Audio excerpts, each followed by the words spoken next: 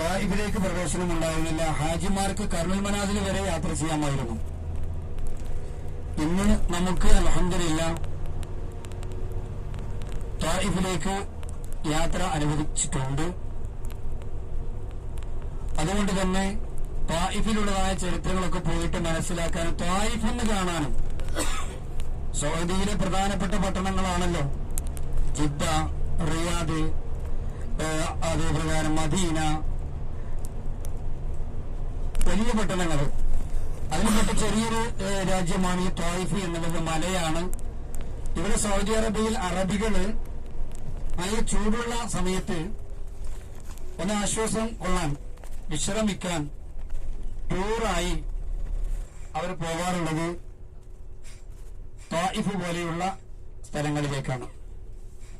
ഇനിയും മറ്റു സ്ഥലങ്ങളുണ്ട്. ആ കൂട്ടത്തിൽ പ്രധാനപ്പെട്ട സ്ഥലമാണ് തായിഫ്. ചില അറബികൾക്ക് അവിടെ ചില ഫ്ളാറ്റുകൾ തന്നെയുണ്ട്. ആ ഫ്ളാറ്റിൽ പോയി ചൂട് കാലത്ത് അവിടെ പോയി താമസിക്കും. അപ്പോ അത്തരത്തിലുള്ളതായ ഒരു സ്ഥലം കാണാനാണ് നമ്മൾ ഇൻഷാ അല്ലാഹ് പോകുന്നത്. കൂട്ടത്തിൽ ചില പ്രധാനപ്പെട്ട ചരിത്രം സംഭവിച്ചത് നമുക്ക് അവിടെ നിന്ന് കാണാൻ പറ്റും. ശ്രദ്ധിക്കുക, ഇതൊക്കെ ഇവിടെയൊക്കെ മലയാളീസ് ഗ്രൂപ്പ് താമസിക്കുന്നുണ്ട്.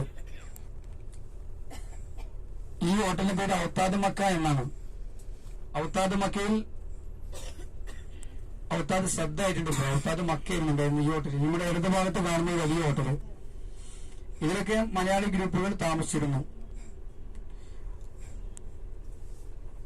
അതേ പ്രകാരം തന്നെ വാഹൽ ലിയാഫ, നമ്മളൊക്കെ മുമ്പ് താമസിച്ചത് വാഹൽ ലിയാഫ താമസിച്ച ബിൽഡിംഗ് ആണ്. നമ്മുടെ ബസ്സിന് നേരെ മുന്നിൽ കാണുന്ന വലിയ ബിൽഡിംഗ്. ഇത് ഔത്താദ് മക്കയിൽ ഇപ്പോൾ മലയാളി ഗ്രൂപ്പ് ഉണ്ട് കേട്ടോ. കാണുന്നുണ്ട്, ഉള്ളിൽ കാണുന്നുണ്ട്, ഉണ്ടല്ലേ? ആ, പാലദേവിലുണ്ടോ? പാലദേവിലും കുറച്ച് മുന്നേ ഉണ്ടായിരുന്നു, ഇപ്പോൾ ഒഴിവായി എന്ന് പറഞ്ഞു. നമ്മള് ഇതിനേക്കാളൊക്കെ കൂടുതൽ അടുത്താണ്, ഹറമിന്റെ തേരെ തൊട്ടടുത്താണ് ഇല്ലേ? ഞങ്ങൾ കുറച്ച് അടുത്തല്ല, 300 മീറ്റർ ഉള്ളതാണ് അല്ലേ? ഇത് ഇവിടുന്നൊക്കെ 600 മീറ്റർ ദൂരം വരും. ഇവിടുന്ന് ഈ ഇടതു ഭാഗത്തേക്ക് നോക്കൂ. ഇടതു ഭാഗത്തേക്ക് നോക്കിയാൽ മലയാളി ഗ്രൂപ്പുകളെ കാണാം. മലയാളി ഏരിയ ആണിത്. അപ്പൊ ശ്രദ്ധിക്കുക, ഇതെന്തിനാണ് പറയുന്നത്? നിങ്ങൾക്ക് ചിലപ്പോൾ ഒരു പക്ഷേ നമ്മൾ റൂമിൽ നിന്ന് നടക്കുമ്പോൾ തോന്നുന്നത് കുറച്ച് ദൂരം ഉണ്ടോ എന്ന് തോന്നുന്നുണ്ടെങ്കിൽ മനസ്സിലാക്കി, ഇവിടെ നിന്നാണ് മലയാളികൾ നടക്കാൻ തുടങ്ങി. അറം കാണിച്ചു തരാം ഞാൻ ദൂരത്തേക്ക്.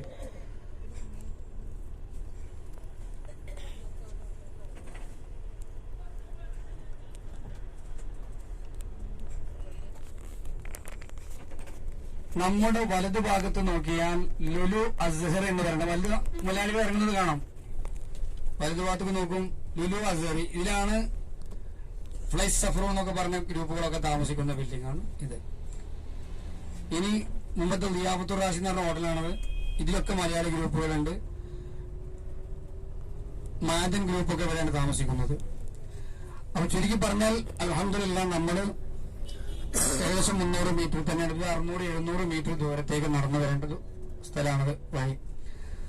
പിന്നെ ചില ഗ്രൂപ്പുകൾ ഈ ഗ്രൂപ്പിനും ബിൽഡിംഗിൽ ഇടത്ത് വലതു ഭാഗത്ത് ഉയരത്തിൽ കയറുന്ന ബിൽഡിംഗ് ഉണ്ടല്ലോ, അവിടെ താമസിക്കുന്നവരുണ്ട്. അവിടെ ആളുകൾ നിൽക്കുന്നുണ്ടോ? തട്ടക്കലുണ്ടോ? മലയാളെ ചോന നടക്കുന്നുണ്ടല്ലോ.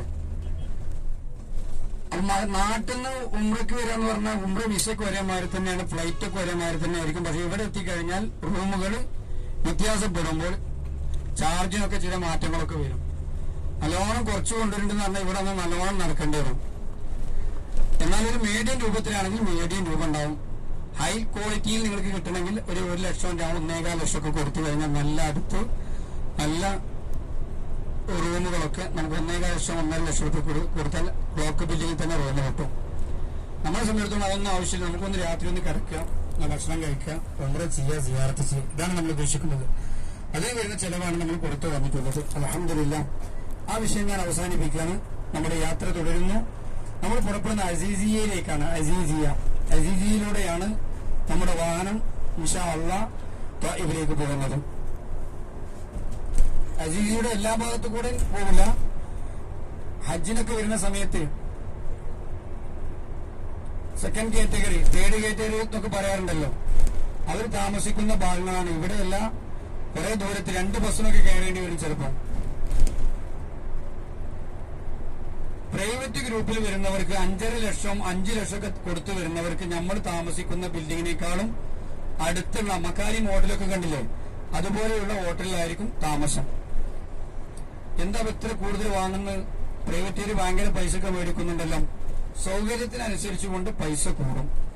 അതാണ് ഹജ്ജിന്റെയും കാര്യം. ശ്രദ്ധിക്കണം. പന്തലിട്ട മാതിരി കാണുന്നുണ്ടോ? എല്ലാവർക്കും കാണിച്ചു കൊടുക്കും. കാണാത്തവര്, കണ്ടവർ കാണാത്തവർക്ക് കാണിച്ചു കൊടുക്കും. ഷീറ്റിട്ട് കണ്ടില്ലേ? അതങ്ങനെ അറഫയിലേക്ക് നടക്കാനുള്ള നടപ്പാതയാണ്, വഴിയാണ്, നടപ്പാത. അവിടുന്ന് ഇങ്ങോട്ടും വരാം, ഹറമിലേക്ക് നടന്ന് വരാനുള്ള വഴിയാണത്.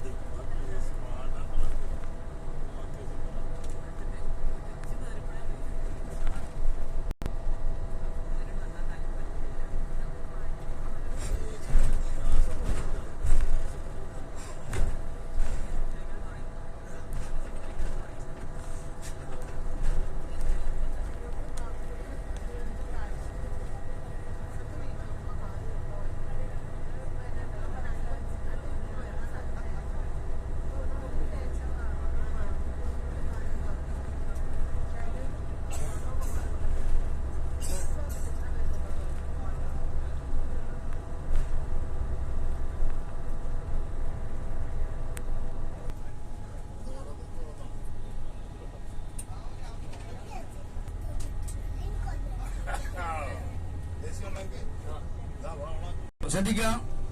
ദുൽഹിജ്ജ 10 അന്ന് ഏറിയുന്ന ജംറത്തുൽ അഖബ 3 ജംറകളാണ് ഞാൻ പറഞ്ഞു തന്നത്. ഒരു ജംറന്റെ തലക്കത്തെ ജംറ നമ്മൾ കണ്ടത്, ലാസ്റ്റ് കണ്ടില്ല അല്ലേ? എന്നാൽ ഹറമിനോട് നേരെ തൊട്ടടുത്ത ജംറയാണ് ജംറത്തുൽ അഖബ. നമ്മുടെ വലതുഭാഗത്ത് ദൂരത്തേക്ക് നോക്കിയാൽ അന്ന് നമ്മൾ കണ്ടതുപോലെ ഒരു ടാങ്ക് പോലെ ഒരു വെള്ള അല്ലേ, ഒരു കൂടാരം പോലെ കാണുന്നുണ്ട്. ഇവിടെ അങ്ങോട്ട് ദൂരെ നോക്കിയാൽ കാണും. സൂര്യന്റെ ഈ തെളിച്ചം കൊണ്ട് ശരിക്കും കാണുന്നില്ല.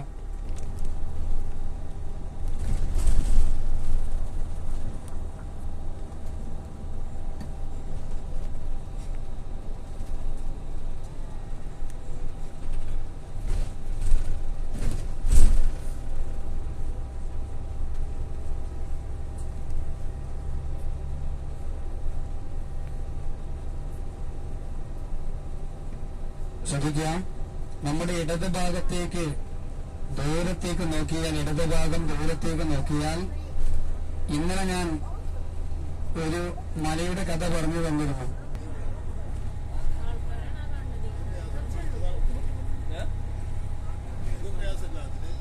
ഇവിടെ നോക്കിയാൽ ഒരു പള്ളി കാണുന്നുണ്ടല്ലോ, നന്ന മുകളിലും ഒരു മിനാരം കാണുമല്ലോ, വെള്ള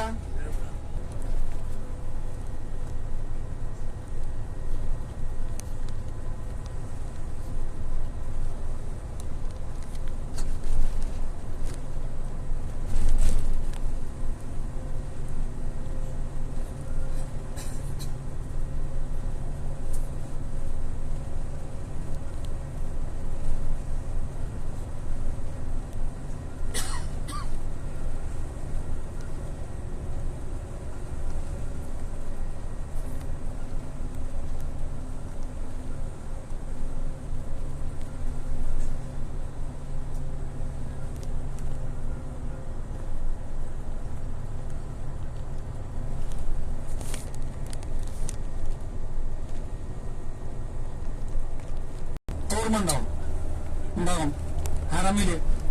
എന്നിട്ട് ആ തീവ്രവാദികളെ പിടിക്കാൻ വേണ്ടിയിട്ട് വെള്ളം അടിച്ചിങ്ങാണ്ട് കറണ്ട് കൊടുത്തിട്ടാണ് അവരെ പിടിച്ചത്. ആ സമയത്ത് ആ വെടിവെപ്പിൽ മരണപ്പെട്ടതായ കുറച്ച് ആളുകളുണ്ട്. അവരെ കൊണ്ടുവന്ന് മറവ് ചെയ്തത് അവിടെയാണ്. അവർക്ക് പേര് മഖബറത്ത് ശുഹദാഉൽ ഹറം എന്നാണ് പറയാനുള്ളത്. മഖബറത്ത് ശുഹദാഉൽ ഹറം, അവരുടെ മഖബറ അവിടെയാണ്. അവരുടെ പേര് തന്നെയാണ് നമ്മൾ താമസിക്കുന്ന ബിൽഡിങ്ങിന്റെ അടുത്തും ഫുന്ദുഖ് ശുഹദ എന്നൊരു ഹോട്ടലുണ്ട്. അത് അറിയപ്പെട്ട ഹോട്ടലാണ്. ആ ഹോട്ടലിൽ നിന്ന് കിട്ടുന്ന വരുമാനത്തിൽ നിന്നൊരു ഭാഗം അന്ന് ആ വെടിവെപ്പിൽ മരണപ്പെട്ടതായ ആളുകളുടെ കുടുംബത്തിന് ഇന്നും കൊടുത്തുകൊണ്ടിരിക്കുന്നു.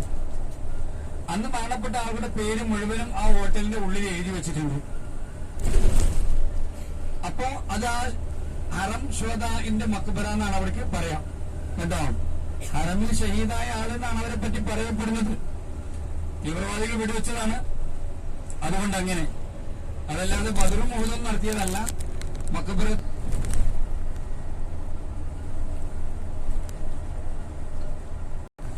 يا نبي سلام عليكم يا رسول سلام عليكم يا نبي سلام عليكم يا رسول سلام عليكم يا حبيب سلام عليكم يا حبيب سلام عليكم صلوات الله عليكم يا رسول الله يا حبيب الله يا رسول الله يا حبيب الله. पैसे चलिए या नबी सलाम अलैकुम या नबी सलाम अलैकुम या रसूल सलाम अलैकुम या हबीब सलाम अलैकुम सलवातुल्लाह अलैकुम या रसूल या हबीब अल्लाह या रसूल